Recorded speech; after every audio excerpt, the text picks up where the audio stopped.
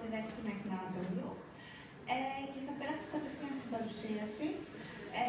Στην παρουσίαση αυτή θα εξετάσουμε το πώς η εικονική πραγματικότητα μπορεί να ενσωματωθεί και να αξιοποιηθεί στη φυσική αποκατάσταση και κατ' επέκταση στη διαχείριση αθλητικών τραυματισμών. Ας ξεκινήσουμε με το τι είναι η εικονική πραγματικότητα. Η εικονική πραγματικότητα είναι μια τεχνολογία που επιτρέπει αισθητηριακή επίκτηση, είτε οπτικοακουστική είτε απτική, σε προσομοιωμένα, τρισδιάστατα, δυναμικά και διαδραστικά περιβάλλοντα. Τα κύρια χαρακτηριστικά της είναι ο υψηλός βαθμός ρεαλισμού, δηλαδή η αίσθηση ότι βρίσκεσαι πραγματικά στο περιβάλλον αυτό, στο εικονικό. Ο χρήστης έχει τη δυνατότητα να επηρεάσει και να αλληλεπιδράσει το περιβάλλον σε πραγματικό χρόνο και να λάβει άμεση ανατροφοδότηση και επίσης μπορούμε να διαμορφώσουμε το εικονικό περιβάλλον όπως ακριβώς θέλουμε, ανάλογα με το θεραπευτικό στόχο και τη συνθήκη. Ας δούμε τώρα πώς αυτές οι δυνατότητες μπορούν να ενσωματωθούν στη φυσική αποκατάσταση. Μπορούμε να δημιουργήσουμε προσομοιωμένα και εξατομικευμένα σενάρια, να συμπεριλάβουμε και να απομονώσουμε ερεθίσματα με πάρα πολύ μεγάλη ακρίβεια. Η οπτική πρώτου προσώπου καλλιεργεί την αίσθηση της ενσάρκωσης, δηλαδή ο ασθενής νιώθει ότι το πραγματικό σώμα είναι το δικό του και αυτό αυξάνει την εμπλοκή και την αποτελεσματικότητα. Μπορούμε να χρησιμοποιήσουμε σταδιακή έκθεση σε ερεθίσματα, σε κινήσεις ή καταστάσεις που στην πραγματική ζωή μπορεί να είναι δύσκολες ή επικίνδυνες, αλλά μέσα στο εικονικό περιβάλλον γίνονται ασφαλείς και διαχειρίσιμες. Μπορούμε να αξιοποιήσουμε τη συστηματική αποπιστοποίηση σε κινήσεις ερεθίσματα που προκαλούν φόβο ή έντονη δυσφορία, οπότε ουσιαστικά υποστηρίζουμε την ψυχολογική και τη σωματική αποκατάσταση. Μπορούμε να χειριστούμε οπτικοακουστικά, σωματαισθητικά και κιναισθητικά σήματα και να επηρεάσουμε τον τρόπο που ο εγκέφαλος τα επεξεργάζεται. Με αυτόν τον τρόπο ο εγκέφαλος και το νευρικό σύστημα συμπεριφέρονται σαν αυτές οι εμπειρίες να είναι πραγματικές.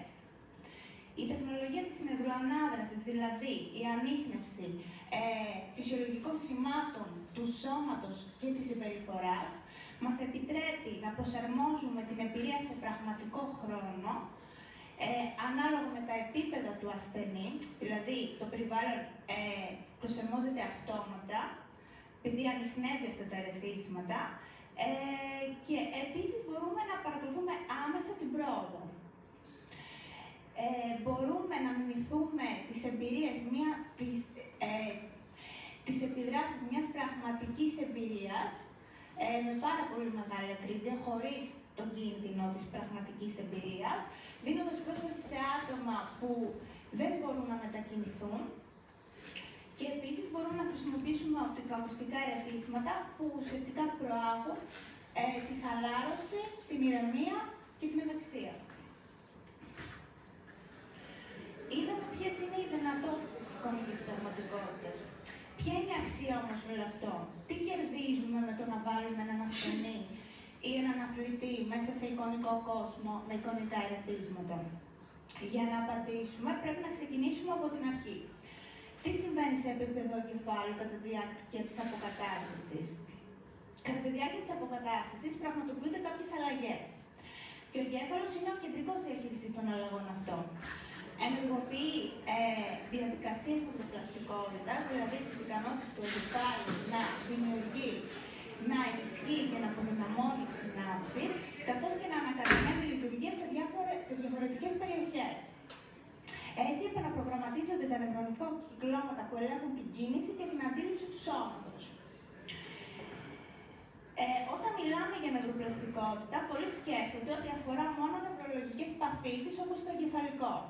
Στην πραγματικότητα όμως, ο εγκέφαλος επαναπρογραμματίζεται σε κάθε μορφή αποκατάστασης, επειδή ουσιαστικά κάθε φορά που σε κάθε μορφή αλλαγή συμμάθησης πραγματοποιείται νευροπλαστικότητα στον εγκέφαλο. Είτε μαθαίνουμε κάποια νέα συνήθεια, είτε κάποια νέα ικανότητα.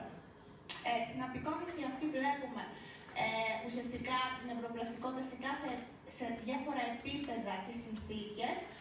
Πάνω αριστερά βλέπουμε ότι μπορεί να υπάρχει νευροπλαστικότητα κατά την εκτέλεση κάποιας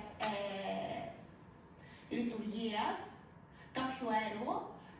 Πάνω δεξιά βλέπουμε ότι η νευροπλαστικότητα πραγματοποιείται ακόμα και όταν είμαστε σε κατάσταση ηρεμίας, γιατί τότε ο εγκέφαλος επεξεργάζεται και να διοργανώνει τις πληροφορίες. Κάτω αριστερά βλέπουμε αλλαγές στον όγκο του εγκεφαλικού φλοιού και κάτω δεξιά βλέπουμε μεταλλαγές στην λευκή ουσία του εγκεφάλου. Ο λόγος είναι ότι κάθε κίνηση ή αίσθηση που βιώνουμε περνάει μέσα από ένα κύκλωμα. Με πολύ απλά λόγια, τα αισθητήρια όργανα ανιχνεύουν ερεθίσματα είτε εσωτερικά είτε εξωτερικά, τα μεταφέρουν μέσω του νευρικού συστήματος στον εγκέφαλο και εκεί οι πληροφορίες επεξεργάζονται, φιλτράρονται και συνδέονται με άλλες πληροφορίες και έτσι ο εγκέφαλος στέλνει πίσω σήματα εκτέλεσης ή σχεδιασμού. Αυτός ο κύκλος ανίχνευσης, εκτέλεσης, ανατροφοδότησης λειτουργεί πάντα είτε η βλάβη είναι στον εγκέφαλο είτε στο σώμα.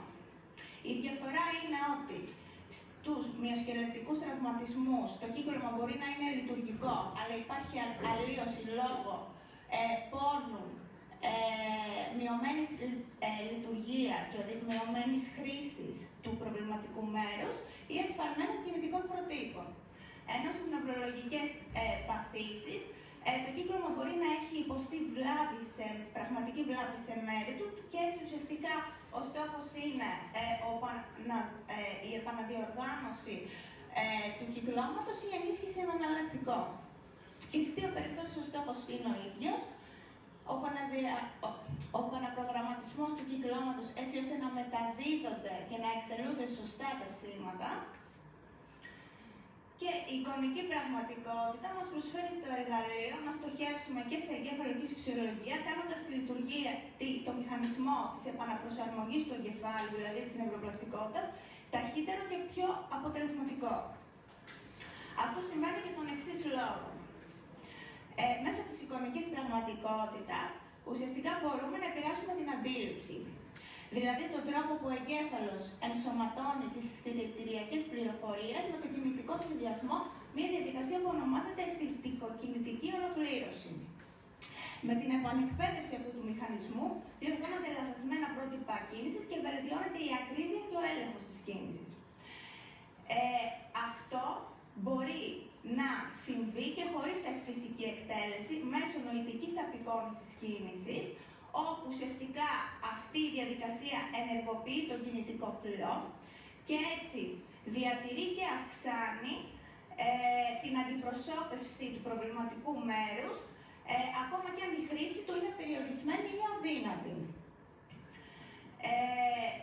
Η νοητική αναπαράσταση και ο κινητικός σχεδιασμός ουσιαστικά ενεργοποιούν το ίδιο νευρονικό κύκλωμα που ενεργοποιείται και κατά την εκτέλεση μιας κίνησης.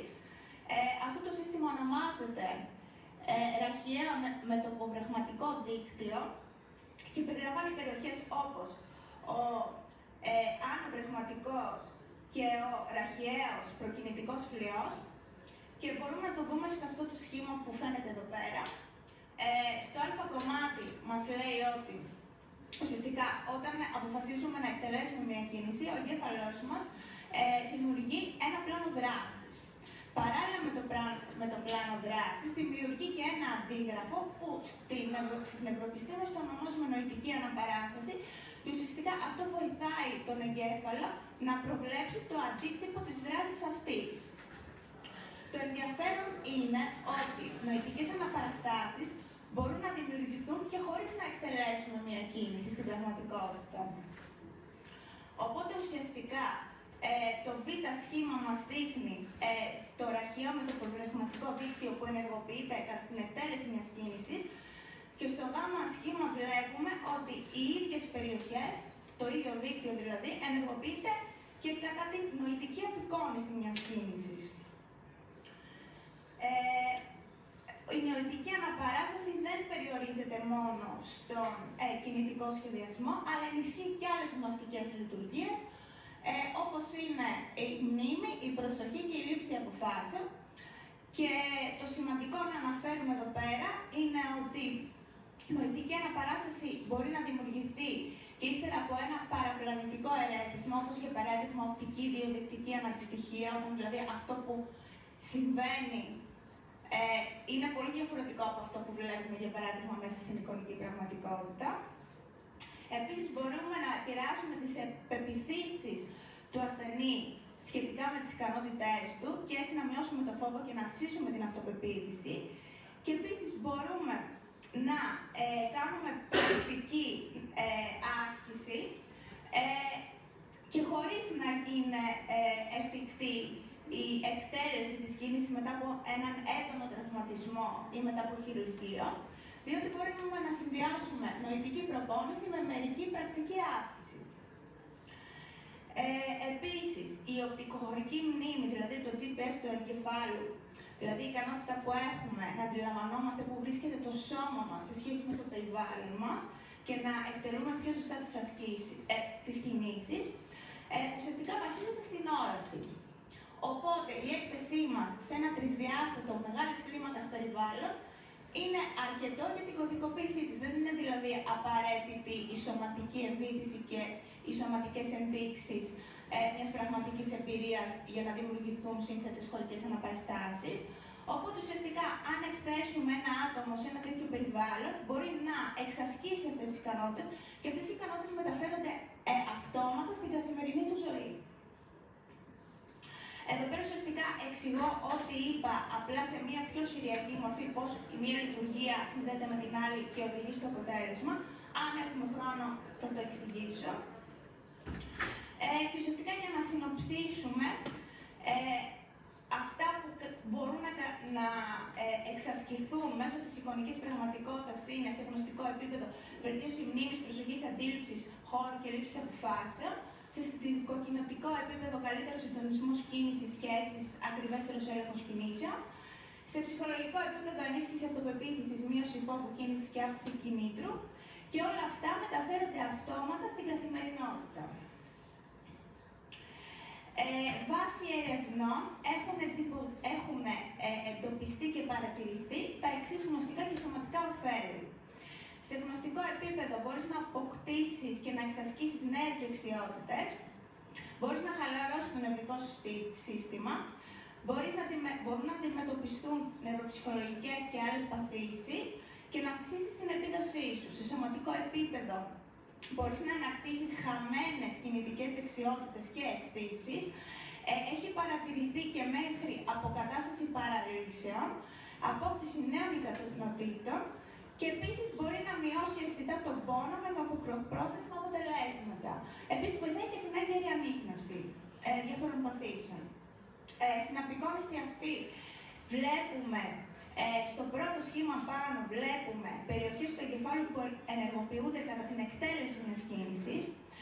Στο κάτω-κάτω βλέπουμε, όχι στο μεσαίο, στο κάτω, βλέπουμε περιοχές του εγκεφάλου που ενεργοποιούνται κατά την νοητική απεικόνηση μιας κίνησης, ενώ στο μεσαίο βλέπουμε περιοχές που ενεργοποιούνται κατά την εκτέλεση μιας κίνησης, παράλληλα με το να παρακολουθείς κάποιον άλλον να εκτελεί την κίνηση. Οπότε ουσιαστικά βλέπουμε ότι ενεργοποιούνται οι ίδιες περιοχές με την εκτέλεση μιας κίνησης, απλά το εύρος των περιοχών που ενεργοποιούνται είναι πολύ μεγαλύτερο. Οπότε αυτό μπορούμε να το συνδέσουμε με την εικονική πραγματικότητα, γιατί καταλαβαίνουμε ότι μέσα στην εικονική πραγματικότητα η εμπειρία είναι πολύ πιο δραστική. Οπότε ουσιαστικά είναι σαν να επηρεάζουμε τις ίδιες περιοχές. Τώρα, μισό λεπτό. Πού μπορεί να βοηθήσει λοιπόν η εικονική πραγματικότητα? Μπορούμε να δημιουργήσουμε καθοδηγούμενες αυτόνομες συνεδρίες που παρακολουθούνται σε πραγματικό χρόνο, χωρίς επίβλεψη, είτε ο ασθενής βρίσκεται στο σπίτι είτε στην κλινική. Τα ποικιλόμορφα και διαδραστικά περιβάλλοντα αυξάνουν το κίνητρο, το ενδιαφέρον και την εμπλοκή. Μπορούμε να εντοπίσουμε πρότυπα κίνησης και λεπτομέρειες που θα μπορούσαν να χαθούν σε ένα περιορισμένο χρόνο συνεδρίας.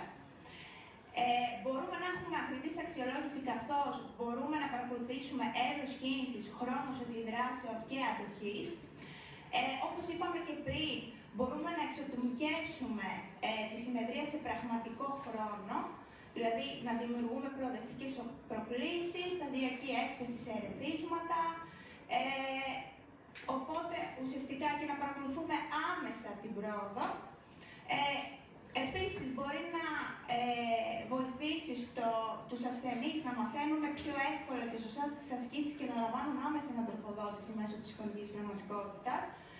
Και επίσης κάτι άλλο είναι ότι